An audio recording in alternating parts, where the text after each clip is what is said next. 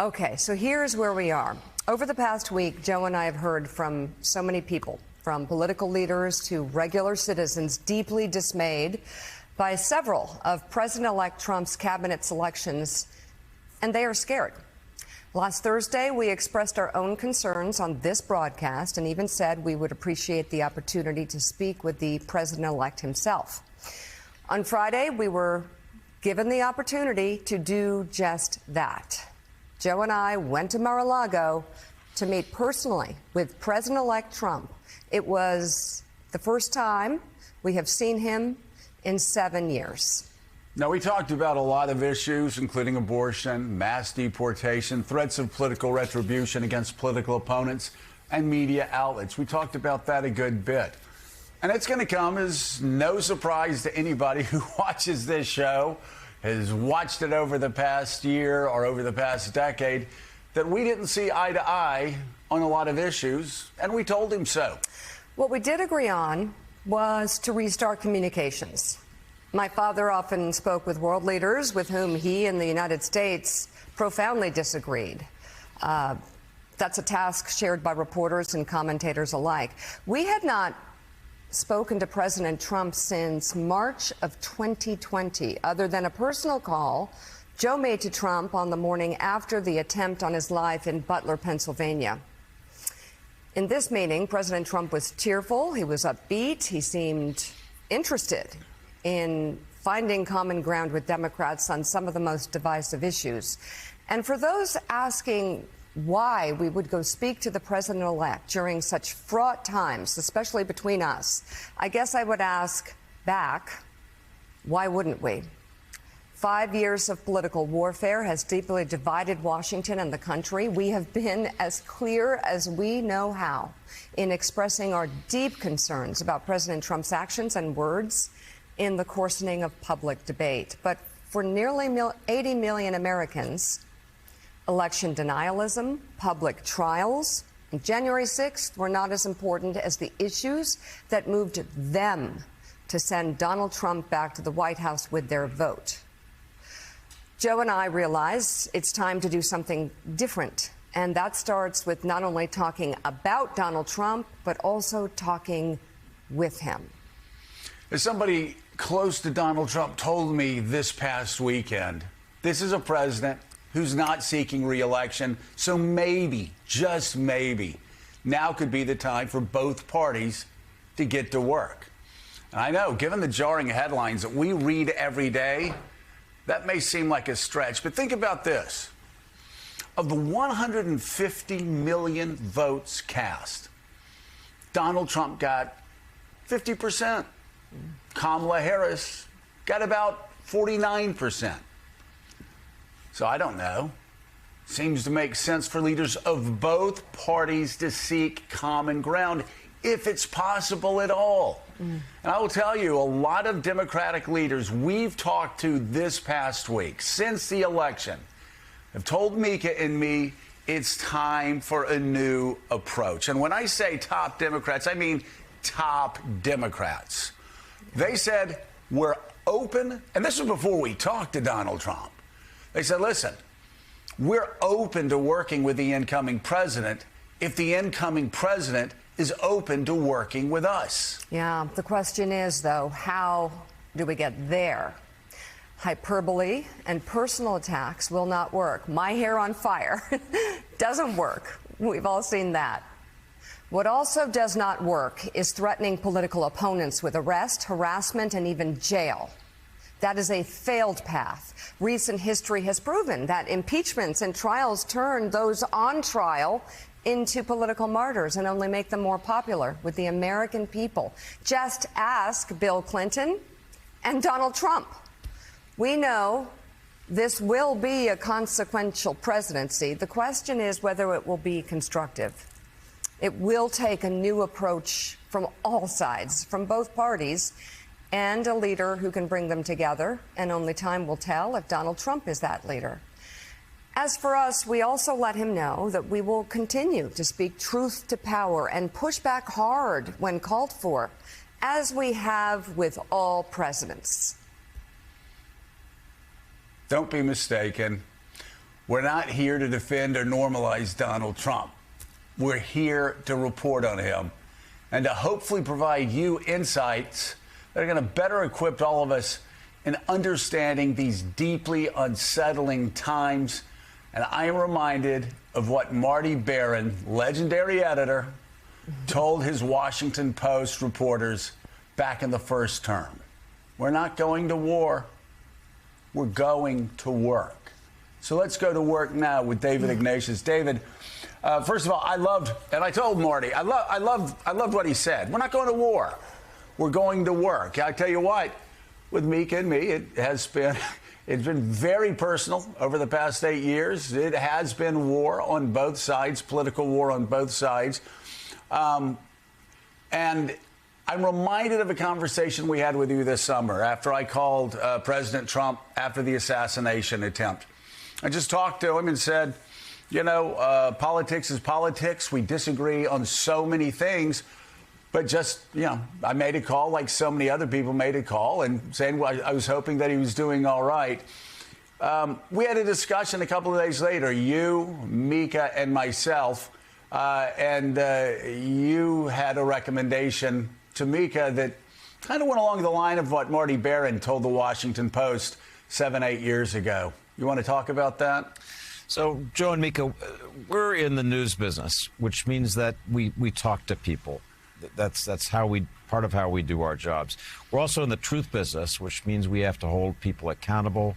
When we see things that we think are wrong or going to hurt the country, we have to be very forthright in saying that. Last week, when President-elect Trump named his nominees for key positions, I wrote a column saying that some of them seemed qualified and reasonable choices. Others seemed to be coming at their jobs with a wrecking ball. They were going after the military and intelligence agencies, it seemed from their past statements, in a way that would only harm those institutions. I've been a journalist now for so many years, but I can remember when I covered the Middle East, I would talk to Yasser Arafat, the head of the PLO in Beirut, and a few weeks later, I'd be talking to Israeli Prime Minister Menachem Begin in Jerusalem. That's just part of what doing the job means. As Mika said, her own dad, although he wasn't a journalist, was always talking to people. So I think we need to keep that in mind, those two things. We're in the news business and we're in the truth business. You know, David, also, I remember during the first term, at one point, you may not even remember this phone call. I was walking through the airport, and you politely said, every day, Joe, every day it's the same thing on your show. When you can find common ground, talk about it. And I've noticed you do that. I mean, I will tell you, when so many people were in shock, and Mika and I were surprised, too, after the election result. Your first column was talking about how Donald Trump had the possibility to move us closer to peace in the Middle East. I think that was a very important column to write at the time. Again, I thought I was a little surprised when I read it right after the election. But then you followed that up with some really tough columns about the real dangers with his DOD pick and also with Tulsi Gabbard. Is that the type of balancing you're talking about? It is, Joe. I think we in the news business, in commentary, need to call him as we see him. During Donald Trump's first term, when he did something that I thought made sense, the Abraham Accords between Saudi Arabia and the United Arab Emirates and Bahrain are a perfect example. I said without hesitation that I thought this was good for the country, good for the region. I felt the same way about negotiating with North Korea to try to reduce the risk of nuclear war. When he did things I thought hurt the country, I tried to be as emphatic, again, as I could be. But we're in the business of covering the world, trying to see it whole. And if people think that we are partisans on one side or another, I think in the end, their confidence in our ability to tell the truth, to do our job, declines. You see that some of that in some of the poll numbers about how people feel about journalism. I don't want to add to that. Well, and of course, you look at the results of the election, too. A new approach, I think, is needed where, again, we speak truth to power. We push back hard like we push back hard, whether it was with Barack Obama, whether it was with George W. Bush, whether it was obviously with Donald Trump or Joe Biden. I want to ask you, John Meacham, bring you in here. we discussed this last night, and I was asking you your thoughts, and you said, this is going to be a consequential presidency. It just is, one way or the other. The question is whether it's going to be constructive. And I'm just curious, your thoughts. We saw pics last week that I think were horrifying to a good number of Americans, for many Republicans as well. So these are extraordinarily fraught times. I'm curious about where we stand right now in history, what you've seen, what is the best way forward, not only for reporters, but for all Americans, and what does history teach us about moments like these? Yeah, it's the most significant test of citizenship and of our, really, I would argue, our patriotic commitments as opposed to our nationalistic appetites. So bear with me for a second. Patriotism, properly understood, is an allegiance not just to one's own kind, folks who look like you, but to an idea. And for us, that idea is the Declaration of Independence as embodied, that's the North Star, and then the Constitution as amended is the user's guide. And I think America has always can judge itself on how fully or how incompletely we're in accord with the principles of the Declaration. That's patriotism. And you assent, you agree to that idea.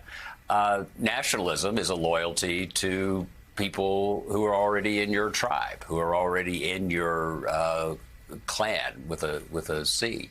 And so, to me, those are competing impulses. They've been competing impulses from the beginning of the American project, and they'll continue to be. And so, to me, the great test is, how do those of us who fundamentally believe that the incoming administration is so likely to be out of sync with the constitutional norms, the ethos that so many of us grew up with? And the fact that so many of us, and everybody that we're talking to this morning has been part of this. I don't want to drag Ignatius totally into this. Give him some cover, but we've argued again and again and again that a second Trump presidency was simply not worth the risk of the chaos and the unconstitutionalism. But guess what? Those of us who believe in democracy have to obey the verdicts of that democracy. And as you pointed out, a dispositive number of American voters decided to try this one more time. And so we have a patriotic question. What do? We can't leave the arena, because that would be preemptive surrender and defeat. So we have to stay in the arena and patriotically stand for what we believe in. And so I think that's where a lot of the country is. I'm very worried that, and I suspect y'all are hearing the same thing, that so many people seem so worn out by this struggle. And again, it's not mindless opposition, let's be clear. But it's also, it does require, as Jefferson said, eternal vigilance. And I would argue that the most important thing we can do at this point is enable the folks who stand on the guardrails. And in this immediate case, it's the Senate, right? We need to, if you believe that some of these picks are extreme, and they are, you have to, because we all act, as Lincoln said, all people act on incentive.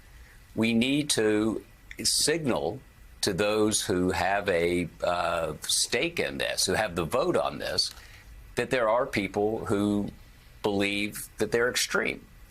Mm-hmm. And so removing ourselves from the arena, tuning out, I think would be the worst possible result. Well, I mean, Republicans will tell you that some of these picks are extreme.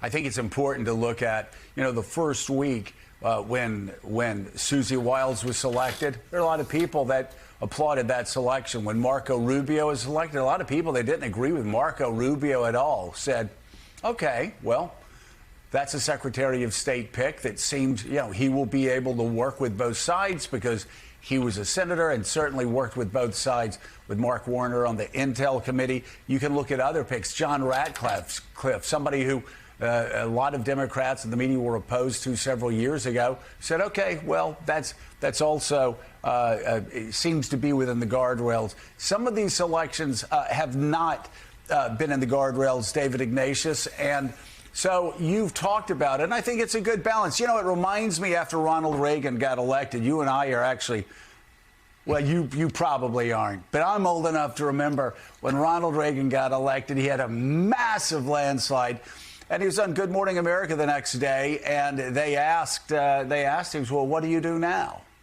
And he said, we're the loyal opposition.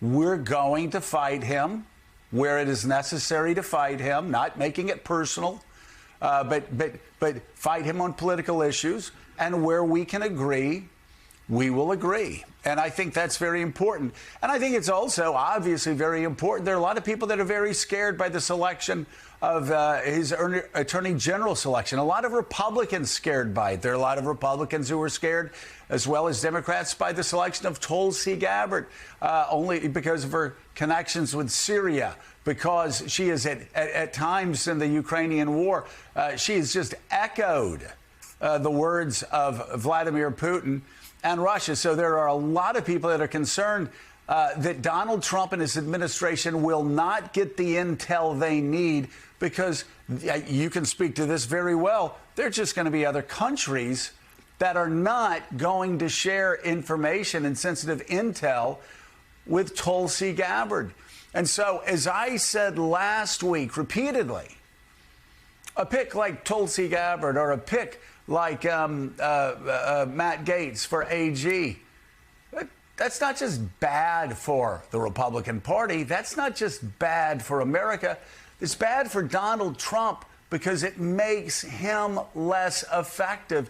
I understand he wants to find loyalists that will go in and overturn the rocks, and see what's underneath in all of these different bureaucracies. And I think most Americans would say, yeah, okay, that's good, but not political retribution and not these selections that will end up hurting him and make him less effective and make the United States less effective. So, Joe, as you know well, the military, the intelligence agencies are full of thousands of people who want to serve their country. That's why they're doing it.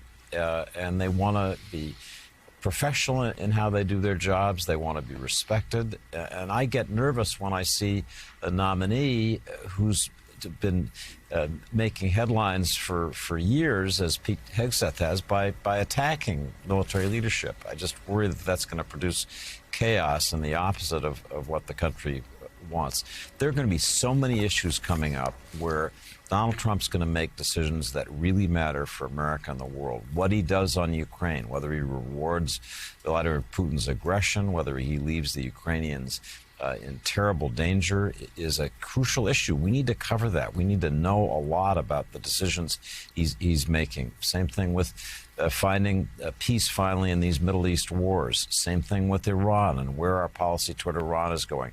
On all these areas, it's important that we do our work as journalists. When we see mistakes being made, poor choices being made, when we hear from allies around the world, these policies are hurting us. We need to get that information to the American public and to the White House, for that matter, as readers, because that's part of how the system works. People try to implement policies. Journalists and commentators comment, criticize, and hopefully the result comes out better. All right, Jonathan Lemire, want you to jump in. I'm sure you have lots of thoughts and questions. Yeah, I mean, certainly I think anyone at this show and is rooting for America. That's what people do. Anytime a new president comes in, you root for that president to be a success, meaning good for the country, whether it's not necessarily about their particular policy or agenda. But there are a lot of people out there who are very afraid right now. Yeah. And we will continue to give voice to those people who are very afraid at the prospect of another Donald Trump administration. But to Joe's point earlier, there are also some Democrats who recognize they need to do some soul searching. They need to figure out how to work with this president, at least in some way, to make this a successful 4 years for the country. Now, look, if past his prologue, every time Donald Trump is given a chance to be a uniter or a divider, he's chosen to be divisive. He is engaged in hateful rhetoric and at times racist rhetoric. He has pitted people against each other. And certainly we have well chronicled over 4 years how he has strained our alliances abroad and at times hurt people here at home. But he now comes into the office with a bit of a mandate. We will cover him like we should, clear-eyed and honestly. We have, as David just detailed very well, been critical of, when needed, of some of his cabinet selections, raised concerns because Republicans have raised concerns. Republicans have said that these picks might be not just to enact a personal agenda, but even perhaps destroy the very agencies or damage the very agencies they're meant to lead. But we're in a new part right now. We're in a new moment for this country. And with any president coming in, we will speak truth to power. Right. And we will, when that president or her staff does something well and effective, we'll note that. We'll talk to people. We'll get expert analysis. They'll say what they believe. The same if that president is a moment where that president does something that others criticize, we'll bring that too. That's our job on this show. Joe. Yeah, no doubt about it. It's our show. It's reporters' job. And, Mika, I remember, and, when we went out talking through the years, I remember after Rush Limbaugh had said that he was rooting against Barack Obama after he got elected. Well, I obviously, as you know, had a lot of problems with Barack Obama's policies and talked about them every day. I also said, though, you can't root against the President of the United States without rooting against America. So I think most Americans, again, we're a 50-50 nation. We were a 50-50 nation in 16. We were a 50-50 nation in 20. We're a 50-50 nation now. But at the same time, again, if past is prologue, this is going to be a tough, bumpy ride. At the same time, we start this administration, and again, keeping in mind what Marty Baron said, which is we're not going to war, we're going to work. And that's a bit of a change here. Not going to lie. That's a bit of a change. And so you speak truth to power. You push back hard. And again, the final thing I will say about this meeting, which, again, was on background, but, of course, we requested an interview as soon as possible for the show. But we spoke at length just about what Jonathan said. A lot of people are scared right now. They're scared about the threats of political retribution. They're scared about the threats of retribution against media people. They're scared that some potential picks have actually said they are going to arrest members of the media or go after them civilly. All that does is make people martyrs. And that's something that we said. You go after your political opponents, you turn them into martyrs, you make them the next president of the United States. So, again, a lot of people are scared. A lot of people are nervous. Hopefully, there will be a lot of lines of communication opened up, not just with us, but other members of the media, Democrats, and hopefully Democrats and others can impress on the incoming president the need for both sides to work together. But make no mistake, this is a Republican town right now. Washington is a Republican town with a House and a Senate and a White House that is Republican. That's why what the Republicans in the Senate are doing right now, asking tough questions about his selections, is so important. Again, not just for the country, but for the White House as well. Advise and consent and make sure the president has the best people working for him that he can have in the best interest of the United States.